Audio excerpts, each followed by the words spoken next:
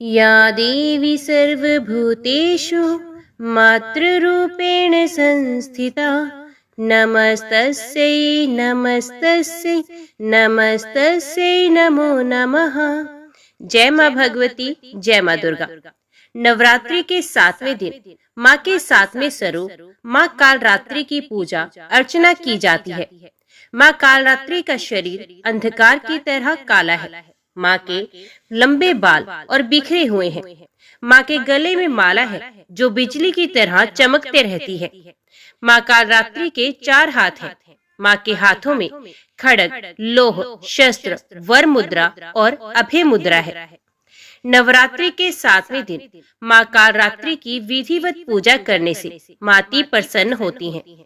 धार्मिक मान्यताओं के अनुसार माँ कालरात्रि भक्तों की काल से रक्षा करती हैं और सुख समृद्धि का आशीर्वाद प्रदान करती हैं।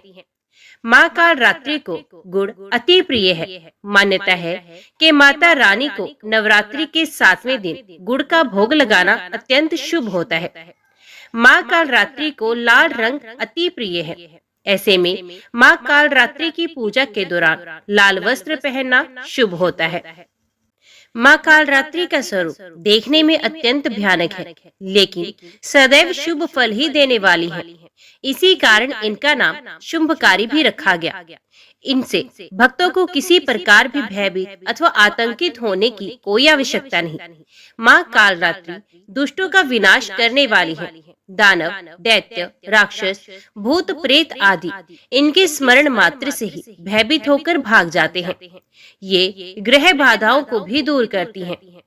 इनके उपासकों को अग्नि भय, जल भय, जंतु भय, शत्रु भय, रात्रि भय आदि कभी नहीं होते। इनकी कृपा से सर्वथा भय मुक्त हो जाता है। माँ कालरात्रि के स्वरूप विग्रह को अपने हृदय में अवस्थित करके मनुष्य को एकनिष्ठ भाव से उपासना करनी चाहिए। यम नियम संयम का उसे पूर्ण पालन करना चाहिए। मन वचन काया की पवित्रता रखनी चाहिए। वे शुंभकारी देवी है। उनकी उपासना से होने वाले शुभों की गणना नहीं की जा सकती। हमें निरंतर उनका स्मरण, ध्यान और पूजा करनी चाहिए।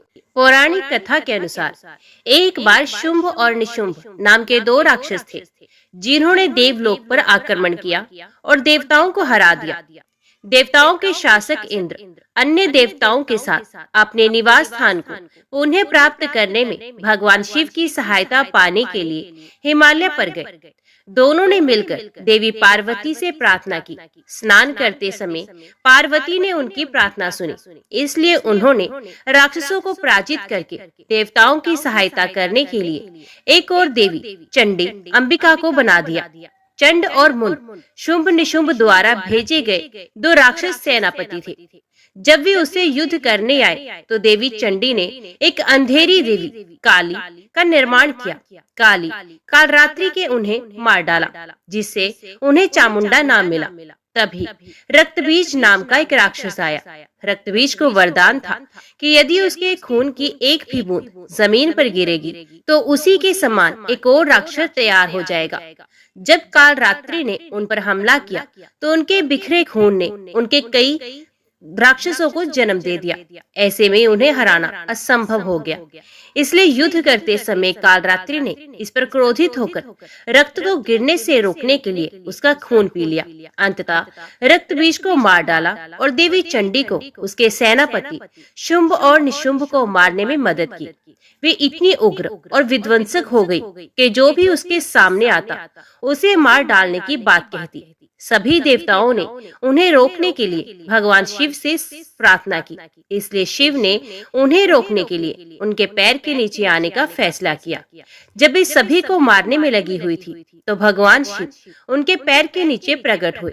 अपने प्यारे पति को अपने पैर के नीचे दब देखकर उन्होंने अपनी जीभ काट ली। उनकी मूर्तियां और तस्वीरों में यही रूप होता है और उन्हें भगवान शिव को खड़े होने में मदद की और अपराध बोध में वे लड़ाई के बारे में भूल गई और इसलिए भगवान शिव ने उन्हें शांत किया। एक अन्य किंवदंती कहती है कि देवी चामुंडा कालरात्रि की निर्माता थी। एक शक्तिशाली गधे पर सवार होकर कालरात्रि ने राक्षसों चंड और मुंड का पीछा किया और उन्हें पकड़कर और कैद करने के बाद काली के पास ले आई। तब इन राक्षसों का वध देवी चामुंडा ने किया। ये कहानी चंदामरी नामक एक अन्य देवी से निकटता से संबंधित है। वे सबसे अंधेरी रात की शक्ति है। रात में पशु साम्राज्य काम से छुट्टी लेते हैं और वे सभी सो जाते हैं। जैसे जैसे वो सोते हैं उनकी थकावट दूर हो जाती है। अंतिम प्रलय के समय संसार के सभी प्राणी देवी माँ की गोद में आश्रय, सुरक्षा और आश्रय लेते हैं। वे अंधेरी रात मृत्यु रात्रि का समय है। वे महारात्रि और मोहरात्रि भी है। समय के अंत में जब विनाश होता है, देवी स्वयं को कालरात्रि में बदल लेती हैं, जो बिना कोई अवशेष छोड़े पूरे समय को भस्म कर देती हैं। एक अन्य पौराणिक कथा के अनुसार दुर्गासुर नाम का एक राक्षस था जो दुनिया को नष्ट करना चाहता था और उसने सभी देवताओं को स्वर्ग से दूर कर दिया और चारों वेदों को छीन लिया। पार्वती को इसके बारे में पता चला तो उन्होंने कालरात्रि का निर्माण किया और उन्हें दुर्गमासुर को हमले के खिलाफ चेतावनी देने का निर्देश किया। हालांकि जब कालरात्रि एक दूत के रूप में सामने आई तो दुर्गमासुर के राक्षसों ने उन्हें पकड़ने की कोशिश की। तब कालरात्रि ने विशाल रूप धारण किया और उन्हें चेतावनी दी। इसके बाद जब दुर्गमासुर कैलाश पर आक्रमण करने आया तो पार्वती ने उससे युद्ध किया और दुर्गा नाम प्राप्त करके उसे मार डाला। देवी कालरात्रि के स्वरूप को दुष्टों के लिए विनाश के रूप में देखा जा सकता है, लेकिन वे भक्तों के लिए हमेशा अच्छे फल लाती हैं और उनके सामने आने पर डर से बचना चाहिए, क्योंकि वे ऐसे भक्तों के जीवन से चिंता के अंधेरे को दूर कर देती हैं। नवरात्रि के 7वें दिन उनकी पूजा को योगियों और साधकों द्वारा विशेष रूप से उच्च महत्व दिया जा सकता है। जय माँ भगवती, जय माँ दुर्गा। अभी हम श्रवण करते हैं नवरात्रि के 7वें दिन की कथा। व्यास जी बोले, हे महाराज, शुंभ से आदेश पाकर महाबली चंडमुंड विशाल सेना के साथ बड़े वेग से रणभूमि की ओर चल पड़े। तब देवताओं का हित करने वाली देवी को वहां युद्ध भूमि में विद्यमान देखकर वे दोनों महाप्रकर्मी दानव उनसे सामने युक्त वचन बोले, हे बाले, क्या तुम देवताओं की सेना का नाश करने वाले शुंभ तथा इंद्र पर विजय प्राप्त करने के कारण उद्भट स्वभाव वाले महाप्रकर्मी निशुंभ को नहीं जानती हो? हे सुंदरी, तुम यहाँ अकेली हो। हे दुर्बुद्धे, तुम मात्र कालिका और सिंह को साथ लेकर सभी प्रकार की सेनाओं से संपन्न शुंभ को जीतना चाहती हो। क्या कोई स्त्री या पुरुष तुम्हें सत्य परामर्श देने वाला नहीं है? देवता लोग तो तुम्हारे विनाश के लिए ही तुम्हें प्रेरित कर रहे हैं। हे सुकुमार अंगों वाले, तुम अपने तथा शत्रु के बल के विषय में सम्यक विचार करके ही कार्य करो। 18 भुजाओं के कारण तुम अपने पर व्यर्थ ही अभिमान करती हो। देवताओं को जीतने वाले तथा समर भूमि में पराक्रम दिखाने वाले शुंभ के समक्ष तुम्हारी इन बहुत सी व्यर्थ भुजाओं तथा श्रम प्रदान करने वाले आयुधों से क्या लाभ? अतः तुम ऐरावत की सूंड काट डालने वाले, हाथियों को विदीर्ण करने वाले और देवताओं को जीत लेने वाले शुंभ का मनोवांछित कार्य करो। हे कांते, तुम वृथा गर्व करती हो। हे विशालाक्षी, तुम मेरी प्रिय बात मान लो, जो तुम्हारे लिए हितकर, सुखद तथा दुखों का नाश करने वाली हो। शास्त्रों का तत्व जानने वाले विद्वान तथा बुद्धिमान पुरुषों को चाहिए कि दुख देने वाले कार्यों का दूर से ही त्याग करें और सुख प्रदान करने वाले कार्यों का सेवन करें। हे कोयल के समान मधुर बोलने वाले, तुम तो बड़ी चतुर हो। तुम देवताओं के मर्दन से अभय उदय को प्राप्त तथा महान शुंभ बल को प्रत्यक्ष देख लो। प्रत्यक्ष प्रमाण का त्याग करके अनुमान का आश्रय लेना बिल्कुल व्यर्थ है।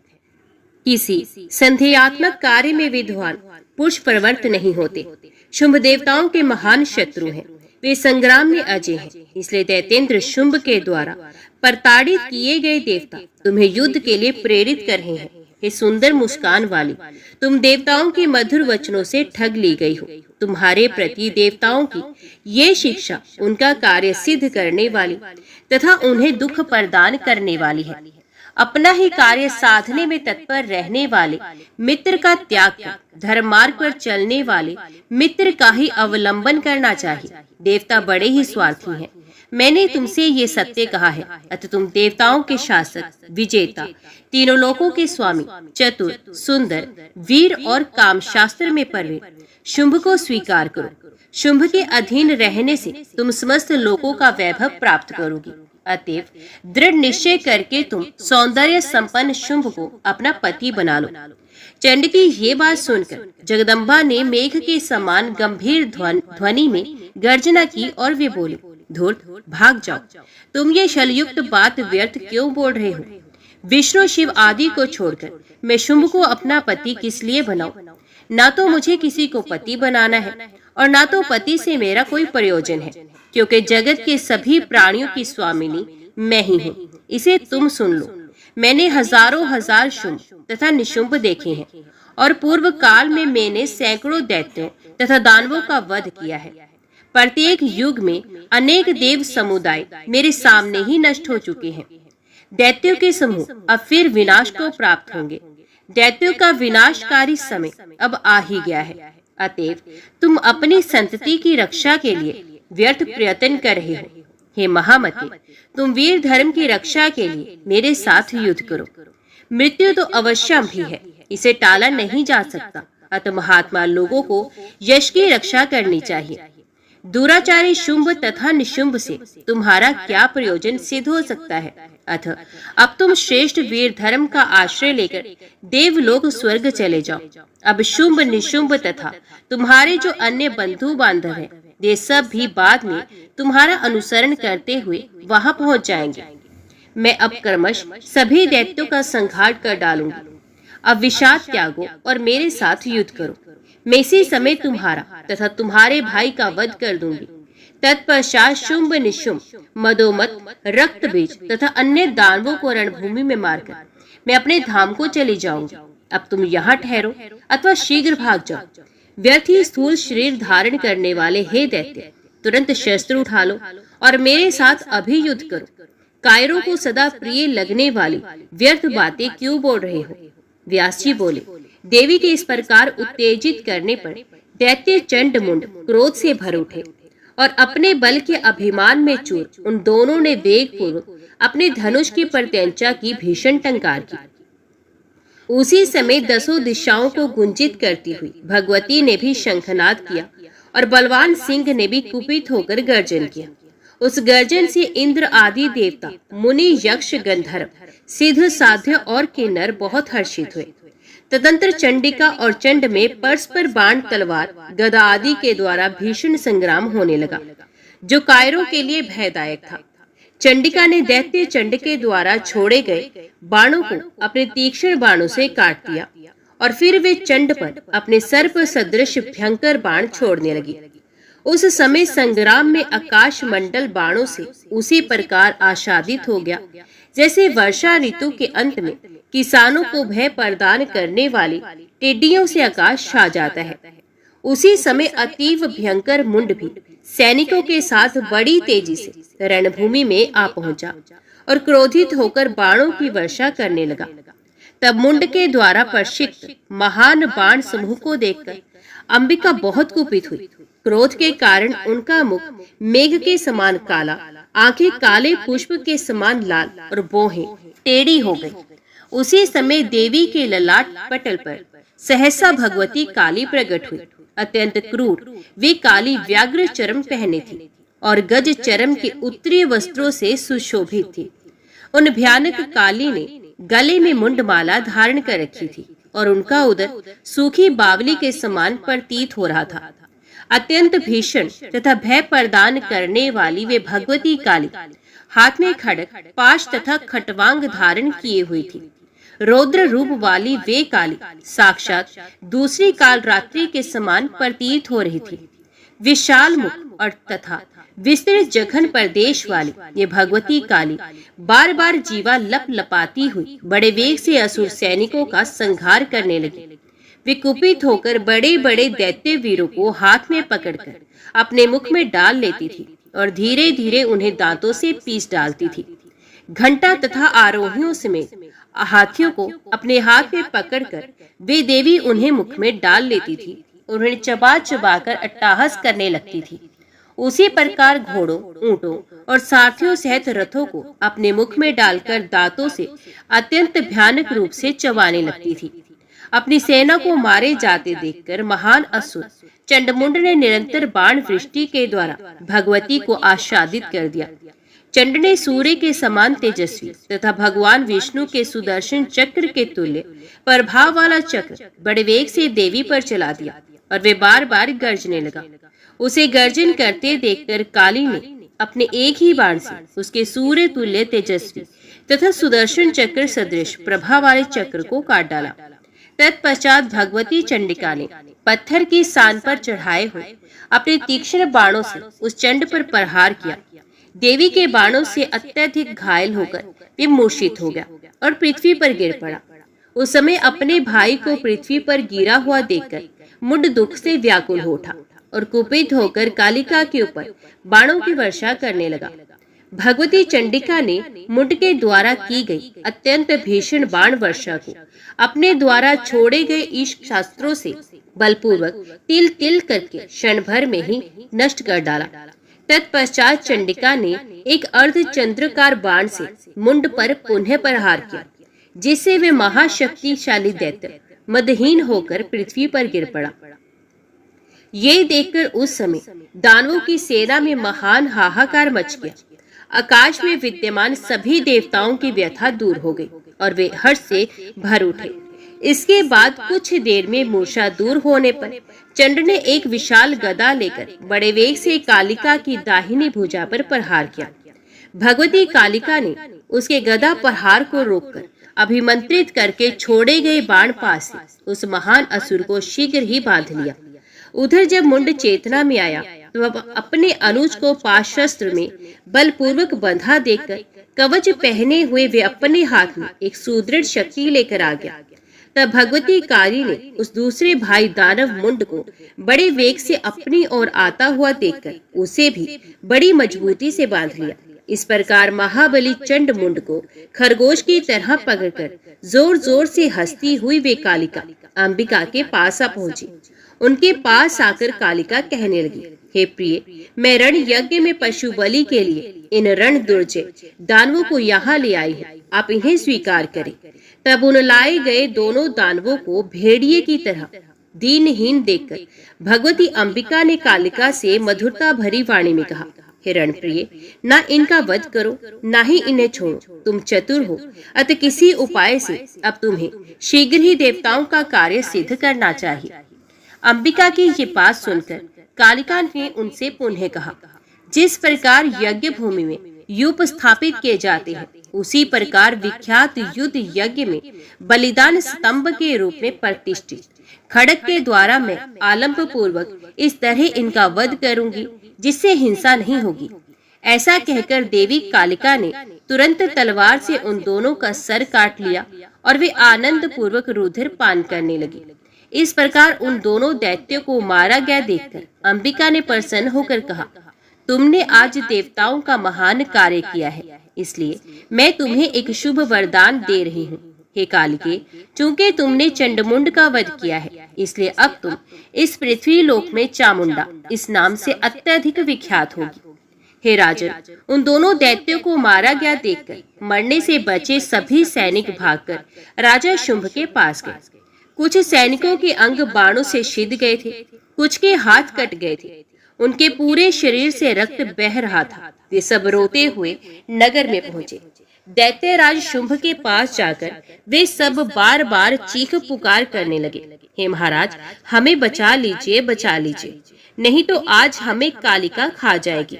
उसने देवताओं का मर्दन करने वाले महावीर चंडमुंड को मार डाला है और वे बहुत से सैनिकों को खा गई है। अंग भंग हुए हम लोग इस समय भय से व्याकुल हैं। हे प्रभु, मरे पड़े हाथियों, घोड़ों, ऊंटों तथा पैदल सैनिकों से उस कालिका ने युद्ध भूमि को अत्यंत डरावना बना दिया है। उसने समर भूमि में रक्त की नदी बना डाली है, जिसमें मांस कीचड़ की भांति, मस्तक के केश से वार के सदृश और टूटे हुए रथों के पहिए, भंवर के समान सैनिकों के कटे हाथ आदि मछली के समान और सरतुम्बी के फल के तुल्य प्रतीत हो रहे हैं। वे रुधिर नदी कायरों को भयभीत करने वाली तथा देवताओं के हर्ष को बढ़ाने वाली है। हे महाराज, अब आप दैत्य कुल की रक्षा कीजिए और शीघ्र पाताल लोक चले चलिए, अन्यथा क्रोध में भरी वे देवी आज ही सभी दानवों का विनाश कर डालेगी, इसमें कोई संदेह नहीं। हे दानवेंद्र, अंबिका का वाहन सिंह भी युद्ध भूमि में दानवों को खाता जा रहा है और कालिका देवी अपने बाणों से दैत्य सैनिकों का अनेक तरह से वध कर रही है। अतएव हे राजेंद्र, आप भी कोप के वशीभूत होकर अपने भाई निशुंभ सहित मरने का व्यर्थ विचार कर रहे हैं। हे महाराज, राक्षस कुल का नाश करने वाली ये क्रूर स्त्री जिसके लिए आप अपने बंधुओं को मरवा डालना चाहते हैं, यदि आपको प्राप्त हो भी गई तो ये आपको क्या सुख प्रदान करेगी। हे महाराज, जगत में जय तथा पराजय दैव के अधीन होती है। बुद्धिमान को चाहिए कि अल्प प्रयोजन के लिए भारी कष्ट न उठाए। हे प्रभु, जिसके अधीन ये सारा जगत रहता है, उस विधाता का अद्भुत कर्म तो देखिए। किस स्त्री ने अकेले ही संपूर्ण राक्षसों का संहार कर डाला। आप लोकपालों को जीत चुके हैं और इस समय आपके पास बहुत से सैनिक भी हैं, तथापि एक स्त्री युद्ध के लिए आपको ललकार रही है। ये महान आश्चर्य की बात है। पूर्व काल में आपने पुष्कर तीर्थ में एक देवालय में तप किया था। उस समय वर प्रदान करने के लिए लोक पितामह ब्रह्मा जी आपके पास आए थे। हे महाराज, जब ब्रह्मा जी ने आपसे कहा, हे सुव्रत, वर मांगो, तब आपने ब्रह्मा जी से अमर होने की ये प्रार्थना की थी। देवता, दैत्य, मनुष्य, सर्प, किन्नर, यक्ष और पुरुषवाचक जो भी प्राणी हैं, इनमें किसी से भी मेरी मृत्यु ना हो। हे प्रभु, इसी कारण से ये श्रेष्ठ स्त्री आपका वध करने की इच्छा से आई हुई है। अतएव हे राजेंद्र, बुद्धि से ऐसा विचार करके अब आप युद्ध मत कीजिए। इन देवी अंबिका को ही महामाया परमा प्रकृति मानिए। हे राजेंद्र, कल्प के अंत में ये भगवती ही संपूर्ण सृष्टि का संहार करती है। सब पर शासन करने वाली ये कल्याणमयी देवी संपूर्ण लोकों तथा देवताओं को भी उत्पन्न करने वाली है। ये देवी तीनों गुणों से युक्त है, फिर भी ये विशेष रूप से तमोगुण से युक्त और सभी प्रकार की शक्तियों से संपन्न है। ये अजय, विनाश रहित, नित्य, सर्वज्ञ तथा सदा विराजमान रहती हैं। वेद माता गायत्री और संध्या के रूप में प्रतिष्ठित ये देवी संपूर्ण देवताओं को आश्रय प्रदान करती हैं। ये देवी निर्गुण तथा सगुण रूप वाली, स्वयं सिद्धि स्वरूपिणी, संपूर्ण सिद्धियों को देने वाली, अविनाशिनी, आनंद स्वरूपा, सबको आनंद देने वाली, गौरी नाम से विख्यात तथा देवताओं को अभय प्रदान करने वाली है।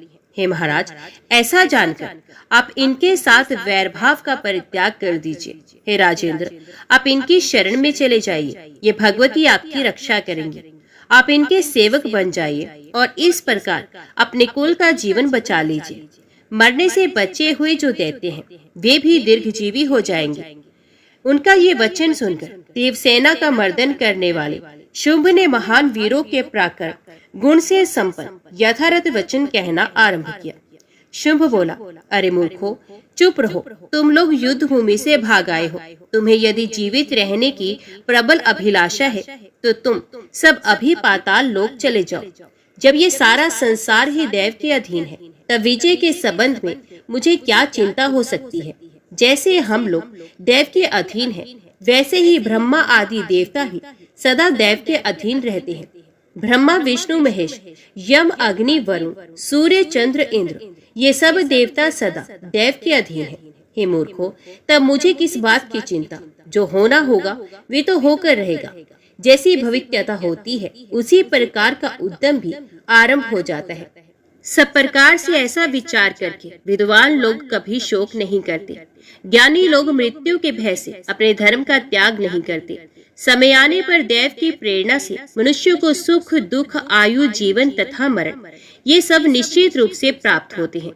अपना अपना समय पूरा हो जाने पर ब्रह्मा, विष्णु और महेश भी नष्ट हो जाते हैं। इंद्र सहित सभी देवता भी अपनी आयु के अंत में विनाश को प्राप्त होते हैं। उसी प्रकार मैं भी सर्वथा काल का वशवर्ती हूँ। अतः अब मुझे विनाश अथवा विजय जो भी प्राप्त होगी, उसे मैं अपने धर्म का सम्यक पालन करते हेतु स्वीकार करूंगा। जब इस स्त्री ने मुझे युद्ध के लिए ललकारा है, तब उसके भय से भागकर मैं सैकड़ों वर्ष जीवित रहने की आशा क्यों करूं? मैं आज ही उसके साथ युद्ध करूंगा, फिर जो होना होगा वो होकर रहेगा। युद्ध में विजय अथवा मृत्यु जो भी प्राप्त होगी उसे मैं स्वीकार करूंगा।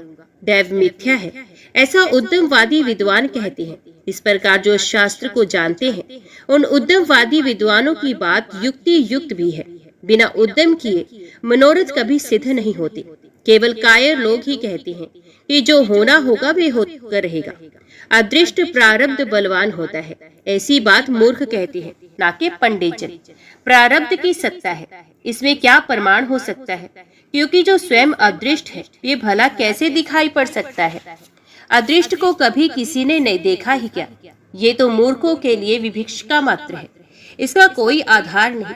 केवल कष्ट की स्थिति में मन को ढांढस देने के लिए ये सहारा मात्र अवश्य बन जाता है।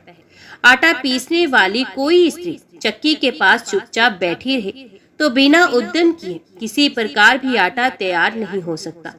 उद्यम करने पर ही हर प्रकार से कार्य सिद्ध होता है।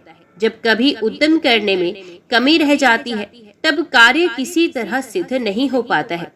देश काल अपना बल तथा शत्रु का बल, इन सबकी पूरी जानकारी करके किया गया कार्य निश्चय ही सिद्ध होता है। ये आचार्य बृहस्पति का वचन है।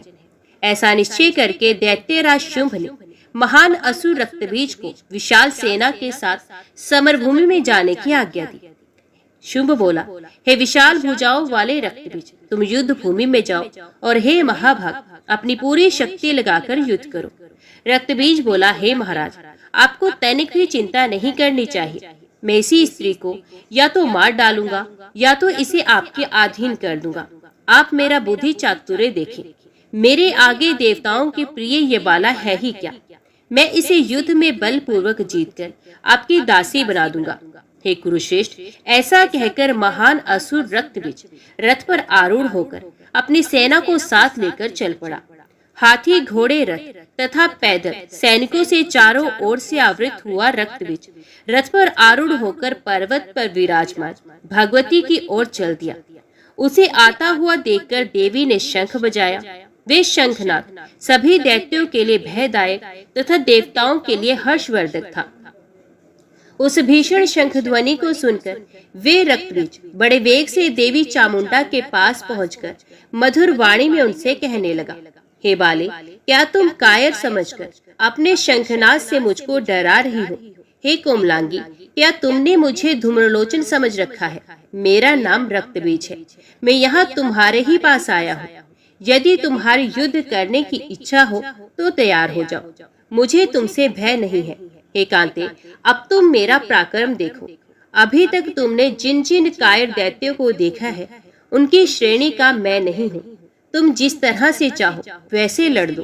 हे सुंदरी, यदि तुमने वृद्धजनों की सेवा की हो, नीति शास्त्र का अध्ययन किया हो, अर्थशास्त्र को पढ़ा हो, विद्वानों की गोष्ठी में भाग लिया हो, और यदि तुम्हें साहित्य तथा तंत्र विज्ञान का ज्ञान हो, तो मेरी हितकर यथार्थ तथा प्रमाणिक बात सुन लो। विद्वानों की सभाओं में नौरसों के अंतर्गत श्रृंगार रस तथा शांति रस, ये दो रस ही मुख्य माने गए हैं। उन दोनों में भी श्रृंगार रस रसों के राजा रूप में प्रतिष्ठित है।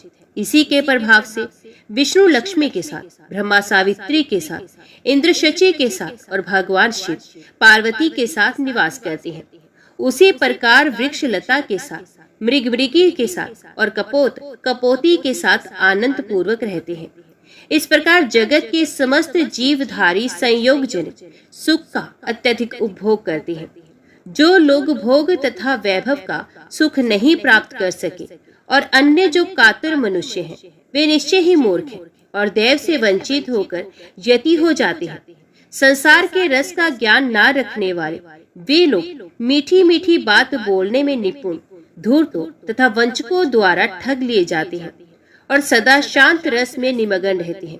किंतु काम, लोभ, भयंकर क्रोध और बुद्धि नाशक मोह के उत्पन्न होते ही कहाँ ज्ञान रह जाता है और कहाँ वैराग्य। अतएव हे कल्याणी, तुम भी देवताओं पर विजय प्राप्त कर लेने पर मनोहर तथा महाबली शुंभ अथवा निशुंभ को पति बना लो। इतना कहकर वे रक्तबीज देवी के सामने चुपचाप खड़ा हो गया।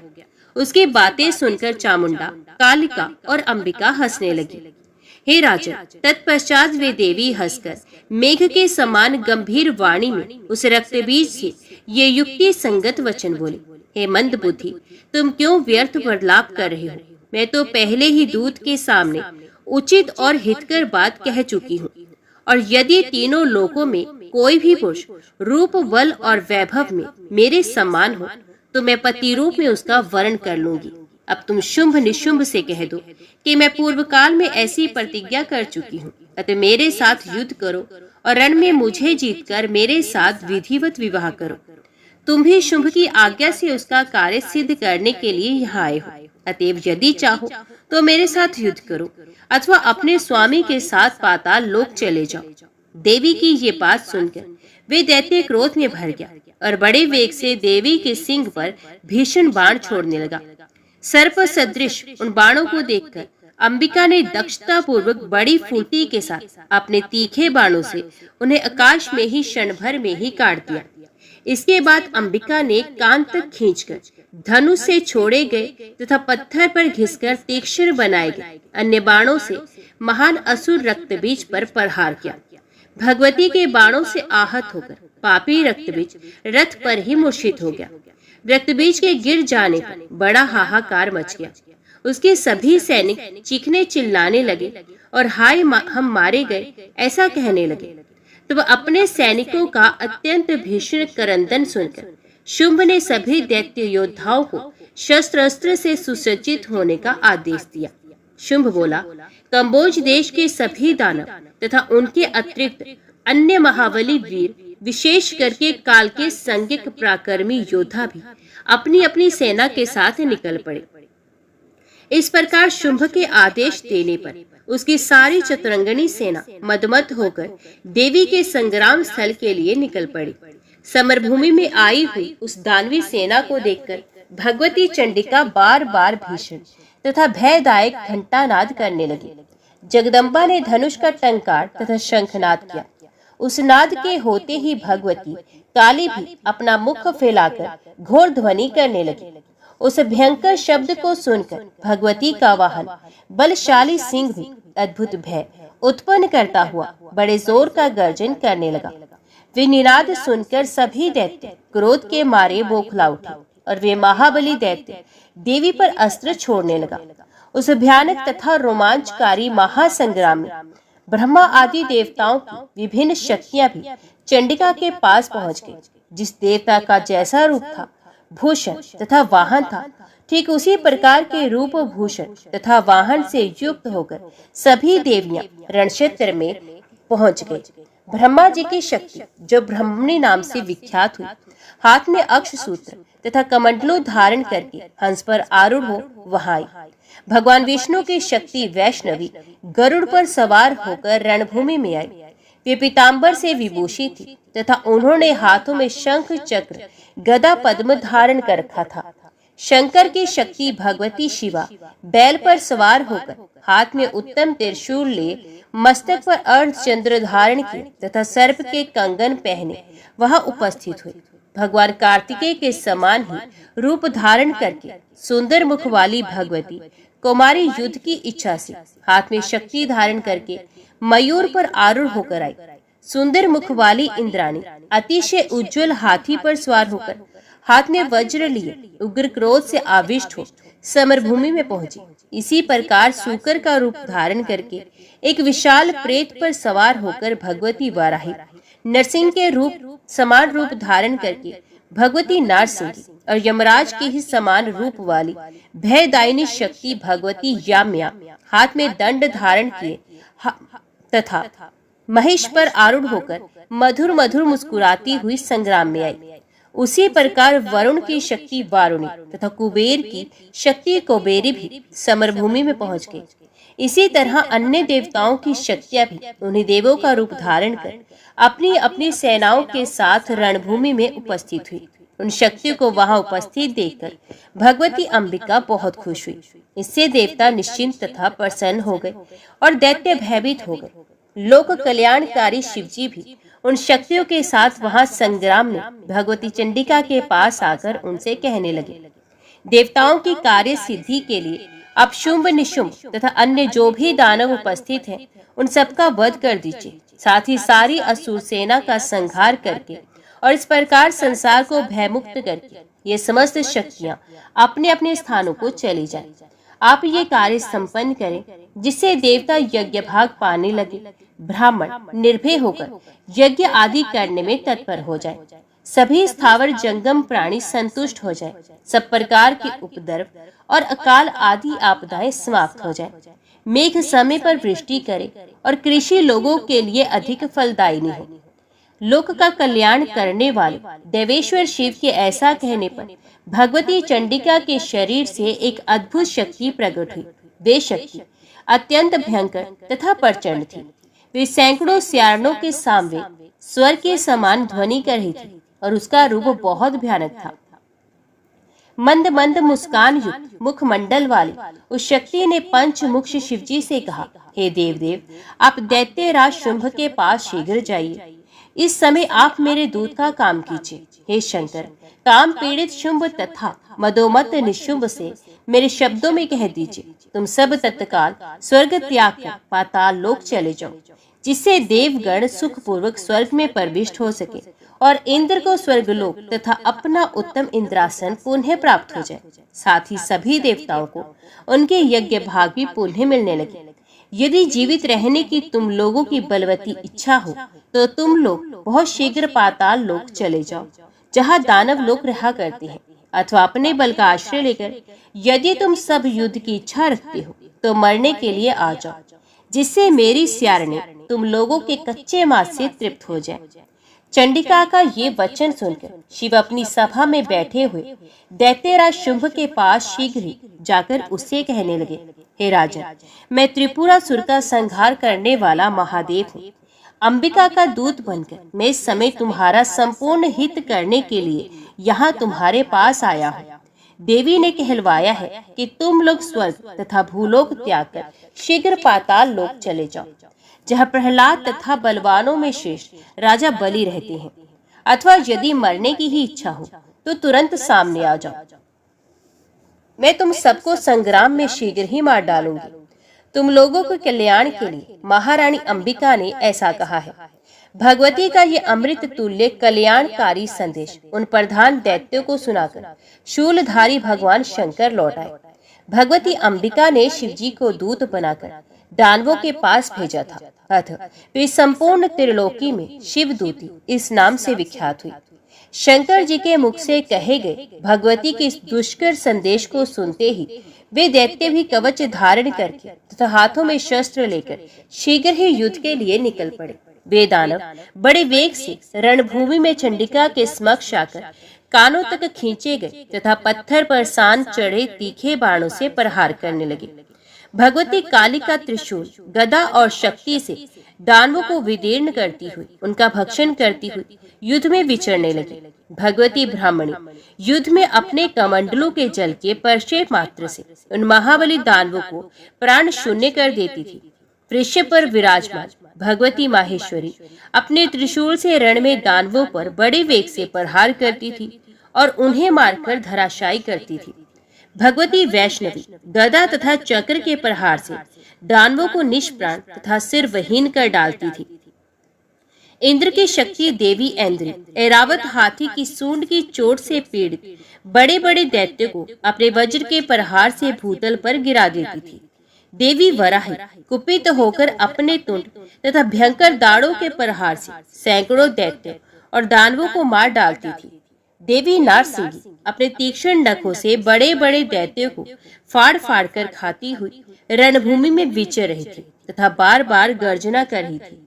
शिवदूती अपने अट्टाहस से ही दैत्यों को धराशायी कर देती थी और चामुंडा तथा कालिका बड़ी शीघ्रता से उन्हें खाने लगती थी। मयूर पर विराजमान भगवती कुमारी देवताओं के कल्याण के लिए कानों तक खींचे गए तथा पत्थर पर सान चढ़े तीक्ष्ण बाणों से शत्रुओं का संहार करने लगे। भगवती वारुणी सम्रांगण में दैत्यों को अपने पाश में बांधकर उन्हें अचेत करके एक के ऊपर एक के क्रम से गिरा देती थी और वे निष्प्राण हो जाते थे। इस प्रकार उन्मात्र शक्तियों के प्रयास से दानवों की भी ओजस्विनी तथा पराक्रमी सेना युद्ध भूमि में तहस नहस होकर भाग खड़ी हुई। उस सेना रूपी समुद्र में बड़े जोर से रोने चिल्लाने की ध्वनि होने लगी। देवी के गणों के ऊपर देवता पुष्पों की वर्षा करने लगे। दानवों के भयंकर चित्कार तथा देवताओं की जय ध्वनि सुनकर रक्तबीज बहुत कुपित हुआ। उस समय दैत्यों को पलायित देखकर तथा देवताओं को गरजते हुए देखकर वे महाबली तथा तेजस्वी दैत्य रक्तबीज युद्ध भूमि में स्वयं आ डटा। वे आयुधों से सुसज्जित होकर रथ पर सवार था और प्रत्यंचा की अद्भुत टंकार करता हुआ क्रोध के मारे आंखें लाल किए युद्ध के लिए देवी के सम्मुख आ गया। हे राजन, किसी समय शंकर जी ने उस दानव रक्तबीज को ये बड़ा ही अद्भुत वर दे डाला था। मैं उसे बता रहा हूँ, आप सुनिए। उस दानव के शरीर से जब रक्त की बूंद पृथ्वी पर गिरती थी तब उसी के रूप तथा पराक्रम वाले दानव तुरंत उत्पन्न हो जाते थे। भगवान शंकर ने उसे ये बड़ा ही अद्भुत वर दे दिया था कि तुम्हारे रक्त से असंख्य महान पराक्रमी दानव उत्पन्न हो जाएंगे। उस वरदान के कारण अभिमान में भरा हुआ वह दैत्य अत्यंत कुपित होकर कालिका समेत अंबिका को मारने के लिए बड़े वेग से रणभूमि में पहुंचा।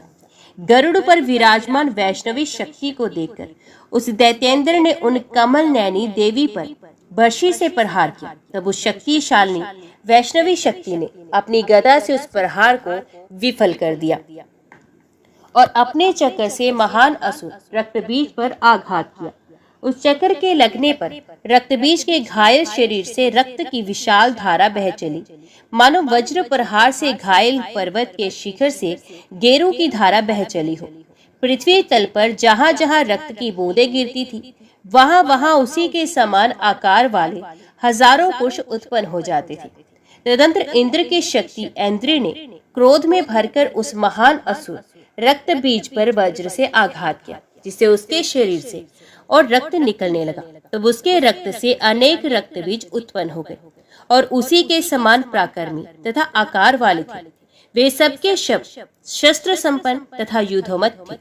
ब्राह्मणी ने कुपित होकर उसे ब्रह्मदंड से बहुत मारा और देवी माहेश्वरी ने अपने त्रिशूल से उस दानव को विदीर्ण कर दिया। देवी नरसिंगी ने अपने नखों के प्रहार से उस महान असुर को बींध डाला। देवी वाराही ने क्रुद्ध होकर उस अधम राक्षस को अपने तुंड प्रहार से चोट पहुंचाई और भगवती कुमारी ने अपनी शक्ति से उसके वक्ष पर प्रहार किया। तब वे दानव रक्तबीज भी क्रुद्ध होकर अलग अलग उन सभी देवियों को तीखे बाणों की घोर वर्षा तथा गदा और शक्ति के प्रहारों से चोट पहुंचाने लगा। उसके आघात से कुपित होकर सभी देवियों ने बाणों के प्रहार से उसको बींध डाला।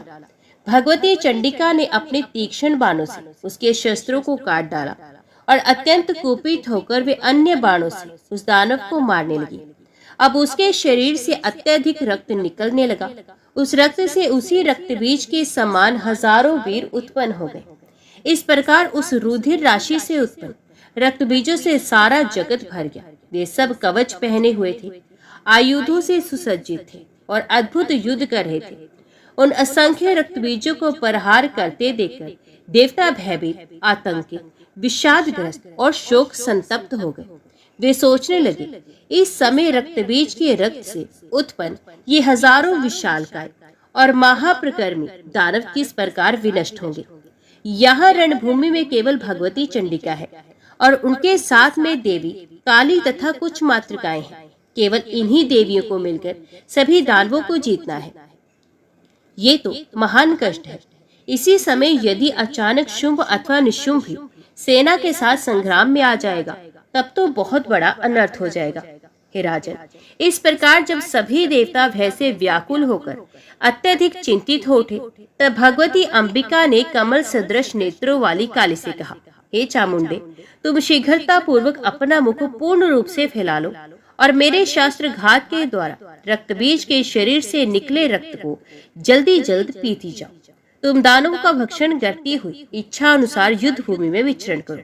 मैं तीक्ष्ण बाणों, गदा, तलवार तथा मूसलों से इन दैत्यों को मार डालूंगा। हे विशाल नैनों वाली, तुम इस प्रकार से इस दैत्य का रुधिर का पान करो, जिससे कि अब एक भी बूंद रक्त भूमि पर ना गिरने पाए।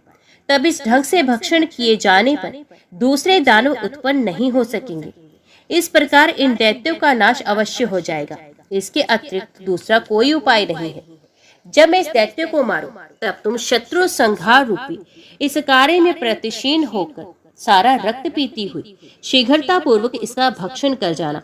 इस प्रकार दैत्य वध करके स्वर्ग का सारा राज्य इंद्र को देकर हम सब आनंद पूर्वक यहाँ से चली जाएंगे। भगवती अंबिका के ऐसा कहने पर प्रचंड पराक्रम वाली देवी चामुंडा रक्तबीज के शरीर से निकले हुए समस्त रुधिर को पीने लगी। जगदम्बा खड़ग तथा मूसल से उस दैत्य को मारने लगी और कुरशोदरी चामुंडा उसके शरीर के कटे हुए अंगों का भक्षण करने लगी। अब वे रक्त बीज भी कुपित होकर गदा के प्रहारों से चामुंडा को घायल करने लगा। फिर भी वे शीघ्रता पूर्वक उसका रुधिर पीती रही और उसका भक्षण करती रही। उस दैत्य के रुधिर से उत्पन्न हुए अन्य जो भी महाबली और क्रूर रक्त बीज थे, उन्हें भी चामुंडा ने मार डाला। वे देवी उनका भी रक्त पी गई और उन सबको खा गई। इस प्रकार भगवती ने जब सभी कृत्रिम रक्त बीजों का भक्षण कर लिया, तब जो वास्तविक रक्त बीज था उसे भी मारकर उन्होंने खड़ग से उसके अनेक टुकड़े करके भूमि पर गिरा दिया। जय मां भगवती, जय मां दुर्गा।